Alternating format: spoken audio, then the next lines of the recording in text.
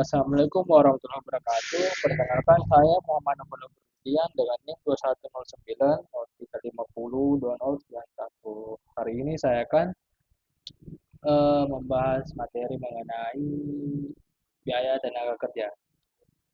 Sebelumnya kita perlu ketahui apa itu biaya tenaga kerja. Biaya tenaga kerja merupakan agregasi dari seluruh pengeluaran yang terkait dengan tenaga kerja di dalam konteks operasional suatu perusahaan. Ini mencakup namun tidak terbatas pada gaji pokok, tunjangan karyawan, bonus, asuransi kesehatan, dana pensiun, serta kontribusi perusahaan untuk pajak dan program-program keamanan sosial. Pengeluaran ini juga dapat melibatkan biaya pelatihan dan pengembangan karyawan, serta upaya-upaya manajemen kinerja. Dalam memahami dan mengelola biaya tenaga kerja menjadi esensial dalam strategi manajemen sumber daya manusia karena dapat mempengaruhi profitabilitas, produktivitas, dan keberlanjutan operasional perusahaan. Selanjutnya itu poin pembahasan berikutnya perhitungan biaya tenaga kerja. Perhitungan biaya tenaga kerja melibatkan beberapa faktor. Faktor pertama yaitu gaji. Dalam perhitungan biaya tenaga kerja, gaji mencakup jumlah yang dibayarkan kepada karyawan sebagai pengganti jasa atau pekerjaan yang mereka lakukan untuk perusahaan. Eh, Gaji ini dapat mencakup gaji pokok yang merupakan komponen dasar yang dijanjikan kepada karyawan, serta elemen tambahan seperti lembur atau bonus, tergantung pada kontrak kerja yang mereka sepakati. Gaji merupakan bagian signifikan dari biaya tenaga kerja dan mencerminkan nilai ekonomis dari kontribusi karyawan terhadap perusahaan. Dalam konteks perhitungan biaya tenaga kerja, gaji juga dapat melibatkan perhitungan total gaji untuk semua karyawan yang bekerja di perusahaan selama periode waktu tertentu. Selanjutnya itu tunjangan. Dalam perhitungan biaya tenaga kerja, tunjangan merujuk pada pembayaran tambahan atau fasilitas yang diberikan kepada karyawan selain dari gaji pokok mereka. Tunjangan ini dapat beragam, di antaranya tunjangan transportasi, tunjangan makan, tunjangan kesehatan, dan tunjangan khusus yang lainnya. Selanjutnya itu manfaat karyawan.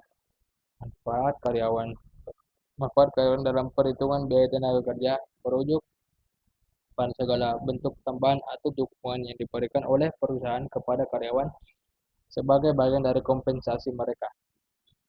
Ini mencakup berbagai hal seperti asuransi kesehatan, dana pensiun, cuti berbayar, asuransi jiwa dan cacat, tunjangan pendidikan.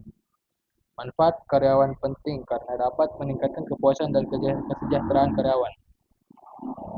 Eh, Perusahaan dapat mendapatkan benefit sebagai eh, contohnya yaitu investasi jangka panjang dikarenakan pada saat karyawan memiliki keterampilan yang maksimal maka berdampak baik juga terhadap kinerja perusahaan. Selanjutnya yaitu biaya pendidikan dan pelatihan.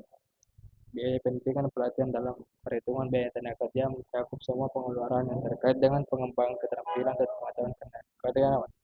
Ini melibatkan investasi perusahaan. Nah, seperti yang saya bilang tadi, contohnya yaitu pelatihan karyawan, pendidikan tambahan, program pengembangan karyawan. Biaya pendidikan dan pelatihan dianggap sebagai investasi jangka panjang. Nah, karena alasannya seperti yang tadi saya bilang, dapat meningkatkan produktivitas, efisiensi, dan keterampilan karyawan yang pada gilirannya dapat memberikan manfaat bagi perusahaan. Eh, Selanjutnya poin pembahasan yakni faktor-faktor mempengaruhi biaya tenaga kerja. Adapun faktor-faktor yang mempengaruhi biaya tenaga kerja, sepengetahuan saya salah satunya yaitu pasar tenaga kerja. Mengapa pasar tenaga kerja? Karena tingkat persaingan dan permintaan di pasar tenaga kerja dapat mempengaruhi gaji dan tunjangan yang harus ditawarkan perusahaan untuk menarik dan mempertahankan bakat terbaik. Faktor selanjutnya yaitu kualifikasi karyawan. kualifikasi dapat mempengaruhi tingkat gaji dan manfaat yang diberikan. Yang selanjutnya itu regulasi pekerjaan. Peraturan pemerintah dan peraturan ketenagakerjaan dapat mempengaruhi biaya tenaga kerja melalui ketentuan seperti upah minimum, pajak, dan manfaat wajib. Selanjutnya faktor faktor produktivitas karyawan.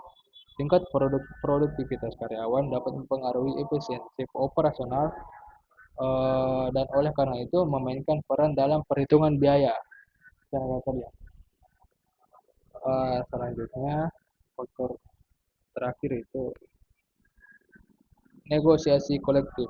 Adanya serikat pekerja atau negosiasi kolektif dapat mempengaruhi paket kompensasi dan manfaat yang ditawarkan oleh perusahaan kepada karyawan. Poin selanjutnya ini strategi mengelola biaya tenaga kerja.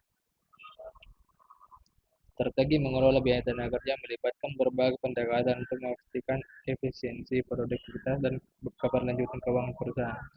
Beberapa strategi yang dapat diterapkan meliputi analisis kebutuhan tenaga karyawan, evaluasi kebutuhan tenaga kerja secara periodik untuk memastikan jumlah dan jenis karyawan sesuai dengan kebutuhan perusahaan.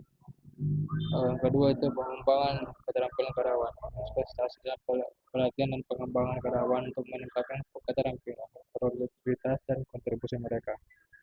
Yang ketiga yakni evaluasi dan peningkatan produktivitas. Identifikasi proses atau kegiatan yang dapat ditingkatkan untuk meningkatkan produktivitas karyawan dan efisiensi operasional. Yang keempat itu fleksibilitas dalam kontrak kerja. Mempertimbangkan opsi kontrak kerja fleksibel seperti kontrak paruh waktu atau sementara. Hal ini bertujuan untuk menyesuaikan kebutuhan bisnis dengan fleksibilitas dalam biaya tenaga kerja. Yang terakhir ini manajemen kinerja yang efektif. Dalam menerapkan sistem manajemen kinerja yang baik dapat memastikan bahwa karyawan terfokus pada tujuan perusahaan dan memberikan kinerja yang optimal. Selanjutnya kesimpulan yang bisa saya ambil dari materi kali ini dalam rangka mengelola biaya tenaga kerja perlu dipahami bahwa biaya tersebut melibatkan tidak hanya gaji, tetapi juga tunjangan, manfaat karyawan, dan biaya pendidikan atau pelatihan.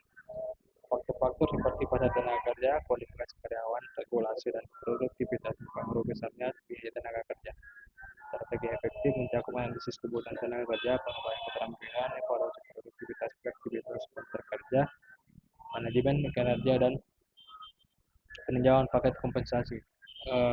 Dengan pendekatan holistik ini, perusahaan dapat mengoptimalkan pengeluaran terkait tenaga kerja sambil memastikan kontribusi maksimal dari sumber daya manusia untuk mencapai tujuan bisnis. Mungkin dari itu yang bisa saya sampaikan.